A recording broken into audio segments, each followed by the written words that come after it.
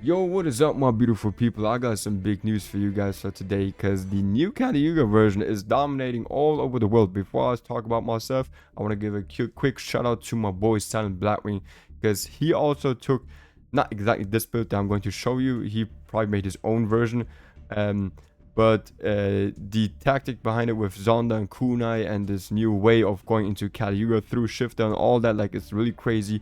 I'm really happy that he decided to take this to the nationals in Sweden, make top 8, and give the only guy, like Herman Hansen was actually undefeated. He won the Sweden nationals. He only lost to Silent Blackwings or our Yuga version, whatever. And I'm really happy for that because this is a big accomplishment and also shows how good this deck is, which is also why I'm trying to encourage you guys to also take this deck to your locals, tournaments, whatever, because this deck is insane, man. Like, usually Tenpai is a scared matchup, and I promise you're gonna eat Tenpai for breakfast. Like, it's actually crazy, and I'm really happy that this is my proudest creation. Okay, let's talk about myself. What did I accomplish? Basically, every local that I went from, I completely dominated. But forget about the locals. The first OTS tournament, I attended with this deck. I won it. Crazy stuff. And then second OTS tournament, I got top 4. Only had 1 loss, but it is what it is. Like, sometimes you cannot win them all, right? But still dominated. And then I went to a regional. Not only me, also 2 other students from Patreon took the same build, same site, same everything, took it.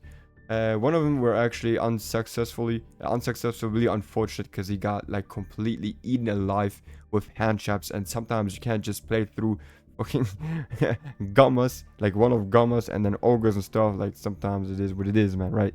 It's fine.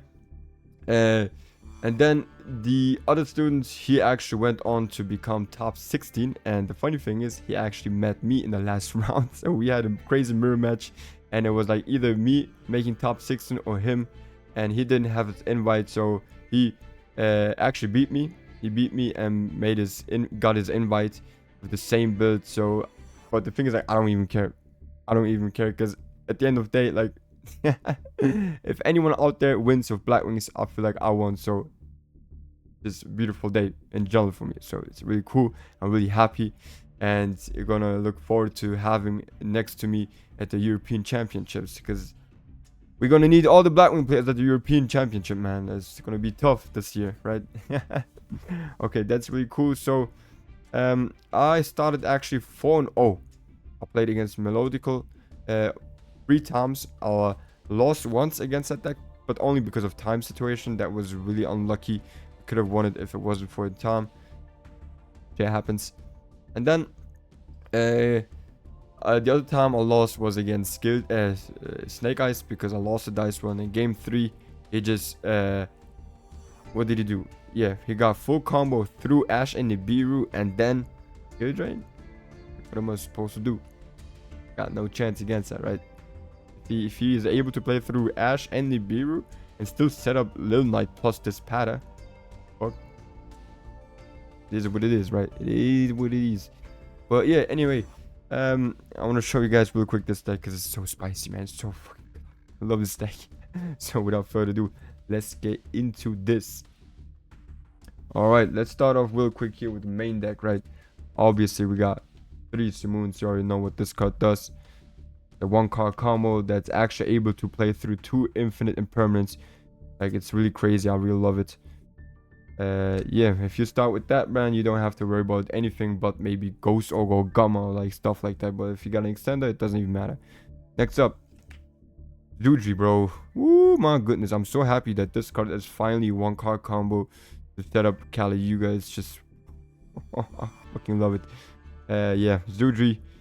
Sometimes I'd rather start with Zudri than with Simoon, because sometimes it's just better to play with this, especially against like Nibiru, whatever, than with this. But yeah, it is still one of the best cards. Next up, we have 3 times Vata. Vata is now also 1-card full combo. If you want to know all the combos that I'm talking about right now, because I got a new video on Patreon, 18 ways to summon Yuga. With this new deck, check it out. It's on Patreon right now, available. Very cool thing. Okay, so some one card combos over here, and then we got 3 Shamals. I really love to play with Shamal because him and Hammertown, for example, is full combo. Him and Black Whirlwind is full combo. Him and like all these others help to go for like bigger combos. Shamal is just really good to have, and yeah, also Jamal the Baller, man. What else you need to know? And then for the one-off Blackwings, we are playing here Zonda and Kunai. This looks like a brick maybe for you, okay? But trust me, I had situations where I was really happy to have one of those on my hand. Not only for a name. Oh, shit. My bad. Not only to have like as a name for Simoon to banish, but sometimes also just to use them as small world bridges to put these away. You don't necessarily need them to go into Caliuga. There's also other ways to go into Caliuga, but it's always good to have them.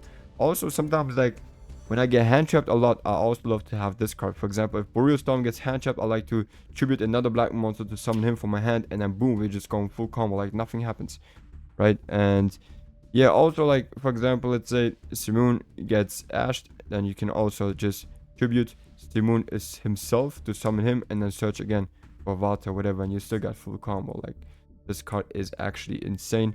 And I know it looks like bricks, but trust me, I never bricked once with those, not a single time. They actually helped me more than being bricks or whatever. Like, and it sounds crazy, but it's just the truth. Okay, next up, oh shit, the other one cards, we have one Zephyros, one Hamatan, one Shanga, one Chinook. Mandatory, basically always the same. Hamatan, really underrated, but good. Also here, Zephyros, really cool to have him just to play. Also, sometimes like this is if I don't have Simoon or Zudri, I really like to normal summon Zephyros and just play with him because he also eats a lot of hand traps, like in a really funny way. But he does actually like see Zudri, Zephyros, very cool, very good.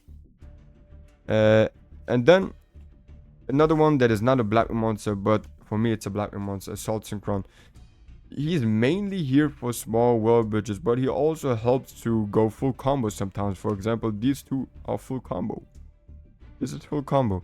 Not only that, like sometimes getting interrupted in some weird ways. This also comes in clutch. I had one game where this card actually helped me to win a game just by having him on my hands. So yeah, Assault Synchron, but usually it's here for small world bridges. But yeah, just sometimes did come in clutch for me to actually seal a win. So yeah, good job, Assault Synchron. Alright, for the spells, we have 2 times Black Whirlwind and 1 Black Featherwind. I know this looks really weird ratio, but it's enough. It's enough, you don't need more or you don't need less. 3 times Small Worlds. This is also for me considered a 1 card combo because we can add with the Sudri or Water, whatever, and then we just go full combo. So another additional 1 card combo. It's best search engine that we have in this deck. And then I'm playing 2 Prosperities. I don't necessarily want to see Prosperity, but to decrease bricking, I do play them. I don't want to play 3, even though you might sound crazy, but like I really don't want to see them. Especially the last thing I want to see is having 2 of those on my hands. But if I do see them, they do come in clutch because sometimes I just have like really weird hands where I need to unbrick, and then those just help to unbrick sometimes, but not all the time. But like it's really weird, man. Like sometimes I hate them, but sometimes I love them. And then yeah, you would consider these bricks. They are actually kind of bricks, but if you want to have the best board possible that never loses to any shit, then you gotta play those, unfortunately. Also, fuck this card maybe, but this one, bro, also, especially in the grind game, follow up helps a lot, bro, a lot. So Skip Force, very good card. Especially like, let's say your Aslan Falcon gets super polyed, right? Next turn you can just banish this from the graveyard, summon him back, and then boom, you can summon now Caliuga. Like sometimes I summon Caliuga in turn 3 or 2, whatever. So just because of this card. So very good card. Alright, for the hand traps, I'm playing 3 Ashes, 3 Veiler, 3 Infinite Impermanences, and then 1 Magnemite and 1 Druid Storm. I know they're not really good against like Tempai or whatever, but they're good for us for just having extenders, wall breakers, and small world bridges. So they are kind of like engine, but actually not really. But it also just works crazy, man. Like I do like playing with them. Also just sometimes I don't know, like it's really weird. Sometimes they come in clutch against weird decks that they shouldn't be performing well, but then they just carry. Like it's so funny playing with those. But yeah, I love them. I wouldn't cut them. Like there was never a scenario where I was like, wow, the fuck do I have them on my hand? They always came in clutch, even though they shouldn't. I don't know if that makes sense, but yeah, I just love them. So I'm gonna keep them. All right. Next up for the extra deck, we have here one Blackwing Dragon, two Blackwing Assault Dragons. I'll play two just in case sometimes, like, if I'm going second, I do get, like, sometimes I do side out the Caliga package against some decks. And then this is basically like a really good board to play with double Assault Dragon, this pad, full armors. And also, like, if you're getting nipped, you can always end up on at least two Assault Dragons. And two Assault Dragons, most of the time, they just carry alone. Like, you don't even need more than that sometimes. In case, and instead, like, only if your opponent doesn't have like droplet or some stupid shit like that. But yeah, but this is like the last option in case you're getting hand shot really bad, whatever, nip, whatever. Yeah, you guys understand. Also, this Pada, it's easy to summon him for our main board. Helps us, gives us also like, is also kind of like extender. And then going second, I love to do most times just to play around Nibiru, because if you go second, there's always like one or two cards banished from your opponent, and then you can summon him first before continuing, just in case your opponent has nip. But that's really cool. Well, I like to play him.